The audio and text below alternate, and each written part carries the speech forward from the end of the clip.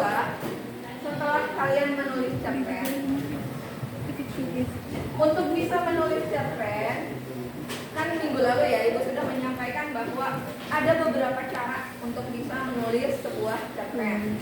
Yang pertama, kalian belajar dari orang lain gimana tips-tipsnya untuk menulis cerpen. Terus yang kedua, kalian baca cerpen-cerpen karya orang lain agar kalian dapat ide gimana sih cara orang lain mengembangkan ceritanya, menceritakan tokohnya, menceritakan latarnya dan sebagainya. Jadi belajar dari orang lain. Nah, makanya tadi Ibu minta kalian membaca cerpen karya orang lain. Lalu kalian dapat apa tuh dari cerpen orang lain? Oh, misalnya Terelie itu unik dari sudut pandangnya. Kalau kalian sudah nonton videonya kemarin ya, Terelie itu bisa membuat cerita yang biasa tapi dari sudut pandang yang berbeda. Sehingga kalau kalian main ke toko buku ya, banyak banget kan buku-buku Terelie. Kalau kalian main ke toko Gama saja, satu lemari itu semua bukunya Terelie. Dulu waktu Ibu belum pernah baca bukunya, Ibu tuh heran kenapa ya bisa banyak banget bukunya Terelie. Ternyata memang menarik bukunya dari itu kalian. Nggak tahu kalian suka nggak? Pernah baca bukunya nggak? Ada yang pernah?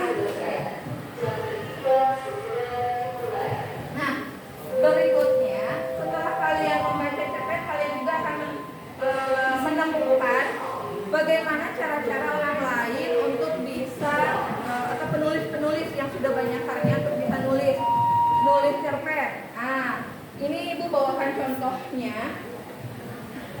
Tahun kemarin mungkin ada di antara kalian nggak yang cerpennya atau puisinya terpilih dalam buku GSMB. Jadi ini tahun kedua, kemarin itu tahun kedua sekolah kita mengirimkan karya-karya siswa baik cerpen ataupun puisi untuk dibukukan seperti ini, dan ini udah skalanya nasional dan dilombakan setingkat nasional gitu ya. Nah, tahun ini pun rencananya dari cerpen yang sudah kalian buat nanti akan dikirim juga nih, nanti akan terpilih 50 besar dan satu angkatan kan, karena kelas 11 Ibu tugaskan semuanya untuk bisa menulis cerpen. Nanti dipilih 50 yang terbaik yang tidak ada faktor plagiatnya, yang ide ceritanya menarik, itu akan dikirimkan dan dibukukan lagi seperti ini. Itu rencananya. Tapi kalau di antara kalian nanti itu belum beruntung terpilih dari 50 besar, kan bayangkan dari 300 sekian 50 besar kan berarti saingannya sangat ketat ya. Nah, nanti yang dibukukan itu adalah satu kelas untuk kita pamerkan di Festival Literasi yang tanggal 5 sampai 6 Oktober. Itu akan dipamerkan. Makanya targetnya di akhir September kalian bisa menyelesaikan cerpennya, sehingga nanti di awal Oktober itu sudah jadi buku dan bisa dipamerkan dalam Festival Literasi. Nah, Ibu baru punya satu buku nih. Ini sebetulnya belum bisa jadi cerpen karena Ibu benar-benar ini masih bercerita tentang pengalaman Ibu sejak Ibu ada di SMA 23 dari 2006. Ini ya Ibu berbagi aja ya sama kalian. Untuk bisa menulis seperti ini tuh buat Ibu perjuangan, karena ya Ibu masih pemula. Nah, jadi lagi sama-sama belajar sama kayak kalian ya. Ini cuma modal pede aja dari memori yang sudah Ibu rasakan atau pernah pengalaman-pengalaman selama Ibu ngajar, jadi wali kelas, terus selama ada di SMA 23 ada peristiwa menarik. Itu Ibu waktu itu masih rekam dalam ingatan. Kan sayang mungkin aja nanti lama-lama ingatan kita itu kalau memorinya penuh ada yang lupa ya. Nah, makanya Ibu bertekad ketika tahun berapa ya? Baru 8 tahun. Ibu dari 2006, 2007, 2008, 2009, 2010, 2011. Nah, 2014-an Ibu baru punya keinginan kayaknya pengalaman-pengalaman menarik itu dijadikan buku. Tapi baru jadinya itu sekarang setelah 16 tahun, berarti prosesnya itu 8 tahun nih untuk bisa jadi buku ini ya, karena proses yang sudah istilahnya ya pengalaman yang lama sudah beku untuk mencairkannya kembali itu lumayan juga gitu. Tapi Ibu di sini ingin memotivasi kalian. Ibu aja yang bertahun-tahun akhirnya bisa, kalian juga insya Allah bisa untuk bercerita. Kalau tadi ibu tanya sudah dapat belum ide ceritanya, kemarin kalian sudah jalan-jalan keluar mungkin dapat ide, atau kemarin di weekend kalian jalan-jalan atau ngobrol ketemu sama keluarga atau sama teman atau dari mana aja gitu, kalian nonton kek, baca kek atau apa, mungkin dapat ide cerita yang menarik.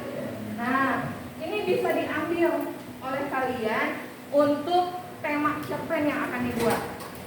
Waktu itu juga ibu cara mudah mendapatkan ide cerita, dan penulis-penulis juga biasanya gak jauh-jauh, diambil itu dari pengalaman aja.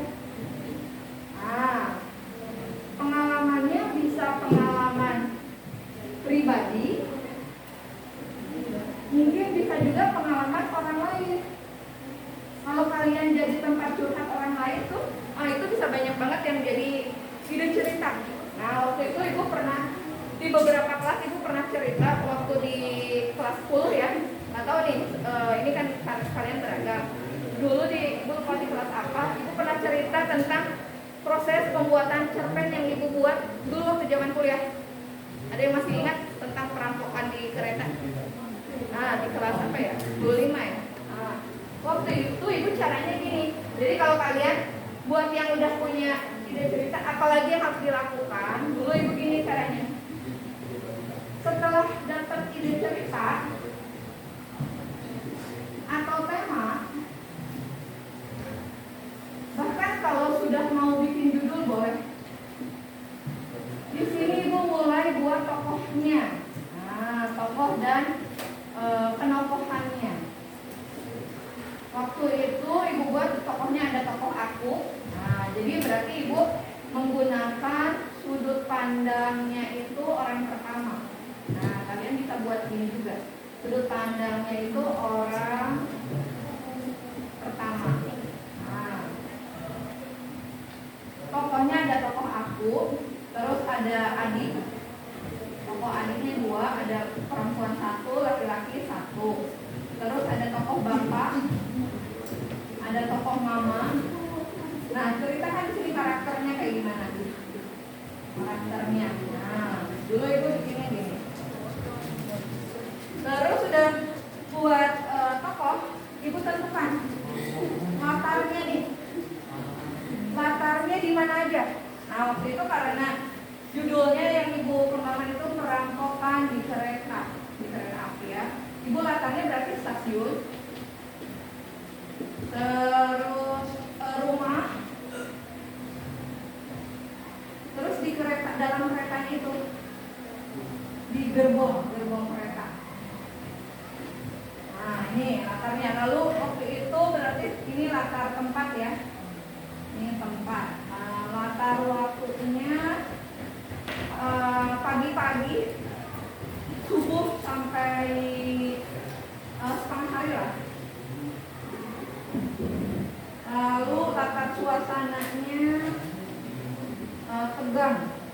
Nah, gitu. Itu kan sesuaikan dengan tema cerita kalian. Nah, jadi buat sudut pandang, tokohnya dan penokohannya, kemudian latar, kemudian ibu baru membuat alur. Nah, buat alurnya. Ibu buat alurnya itu campuran. Alurnya campuran. Berarti kalau campuran tidak dari awal sampai akhir, tapi ada juga yang mundur dulu ke belakang ya. Karena ibu buat settingan ceritanya di akhir itu ada flashback gitu, ada mimpi. Nah, ibu ketiduran di kereta, ternyata ada mimpi kan. Kalau ada mimpi itu biasanya jadi bercerita ke alurnya tuh loncat ya, ya gitu. Ibu buat ini campuran dan mulai buat tahapan alurnya. Nah, waktu itu tahapan alur yang ibu buat, ibu biasa seperti alur konvensional. Jadi mulai dari pengenalan tokoh dulu. Pengenalan tokoh. Lalu baru pengenalan latar. Jadi di stasiun itu seperti apa kondisinya. Kalau zaman dulu, sekarang kalau di antara kalian ada yang pernah naik kereta ekonomi itu udah nyaman. Zaman dulu ibu settingnya waktu tahun 99 lah. Jadi yang keretanya itu belum senyaman sekarang, kereta ekonomi yang selalu rebutan. Nah itu ibu ceritakan gitu si latarnya. Selalu rebutan tiket, jadi nggak ada tuh beli tiket terus duduknya tuh di bangku A, B, C nya sesuai dengan itu, enggak. Tapi duduknya itu kok boro-boro, nah, gitu ya, kok boro-boro itu kan cepat-cepat, jadi suka ada yang datang subuh biar bisa dapat duduk di situ. Nah itu ibu ceritakan. Lalu ketika keretanya mulai berjalan karena nggak ada AC ya, kalau karena ada kipas angin. Kalau zaman dulu nggak, bahkan si pinggir-pinggir gerbong itu kacanya ada yang pecah karena suka dilemparin. Itu kan keretanya itu jurusan Bandung Surabaya. Biasanya kalau ada pertandingan yang bonek-bonek itu suka ngelemparin kereta, katanya jadi pada pecah gitu. Nah itu ibu ceritakan, itu untuk menggambarkan latarnya. Kemudian baru muncul konflik. Oh iya lupa, di sini ada ini kan sebenarnya diambil idenya itu dari pengalaman pribadi.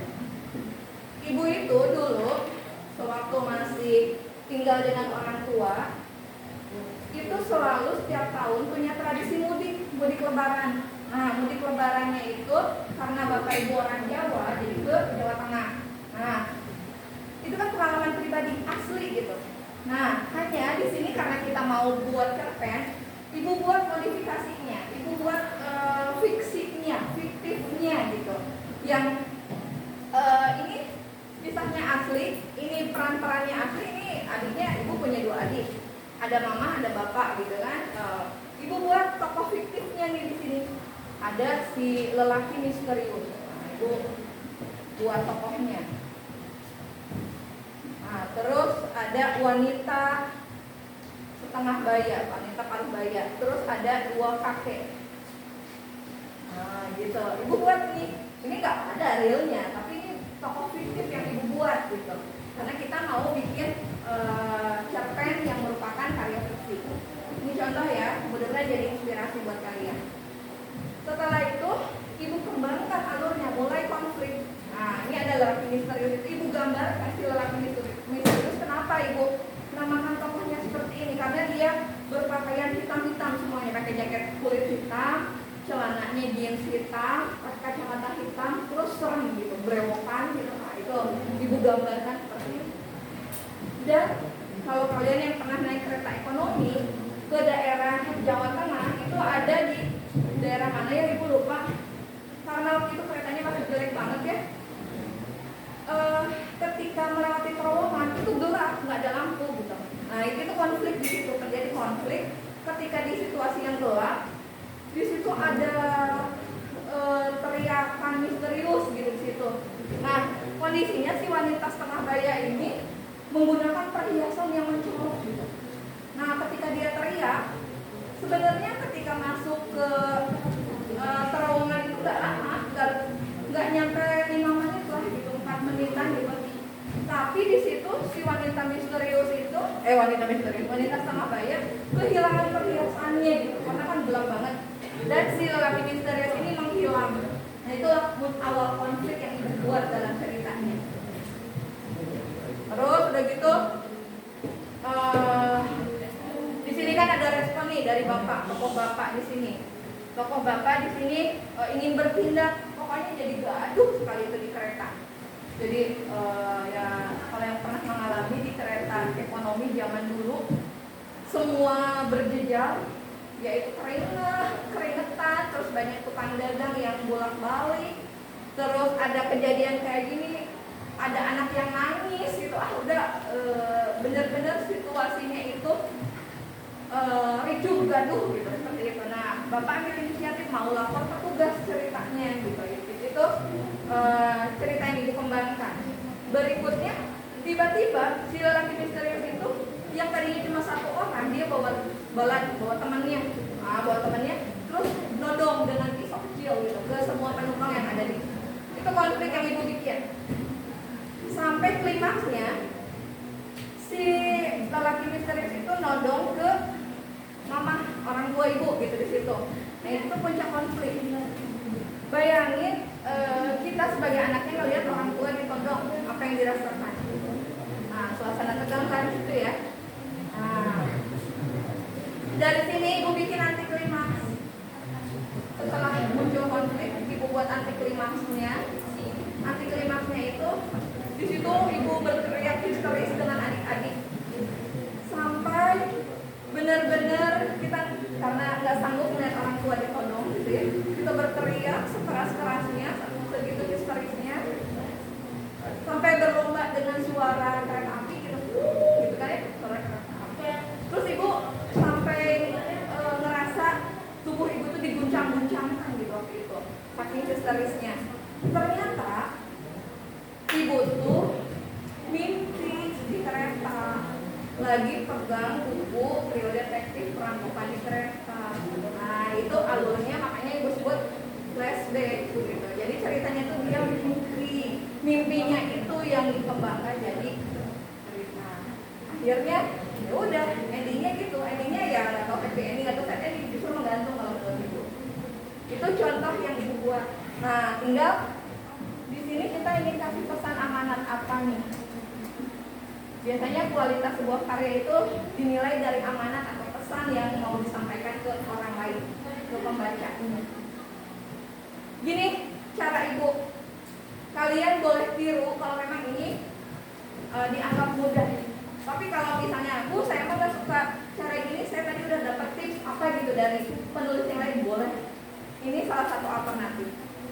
Yang jelas hari ini ibu ingin kalian pastikan ide ceritanya yang mau kalian kembangkan. Karena minggu ini kalian akan berproses, hari ini terutama kalian akan berproses buat kerangkanya seperti ini. Kalau ibu main mapnya ya, peta konsepnya seperti ini. Buat tokoh-tokohnya, alurnya mau gimana, sudut pandangnya seperti apa, amanat yang mau kalian buat itu apa aja. Bisa dipahami nggak? Nah, jadi targetnya hari ini kalian membuat kerangka ini.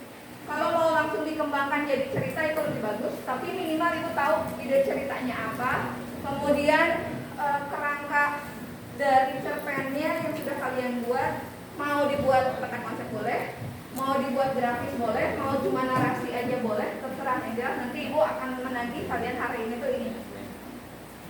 Sampai sini ada pertanyaan? Ada pertanyaan?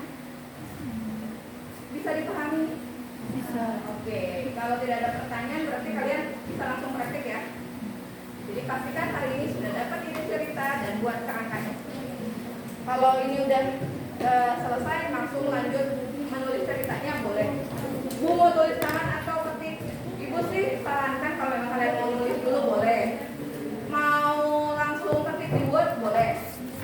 Tapi lebih efektifnya mah langsung aja lah, nggak usah tulis nanti kan kalian nyalin aja. Ibu dari tugasnya dikumpulin digital. Apanya? Tugas cerpennya digital. Filenya iya, filenya digital.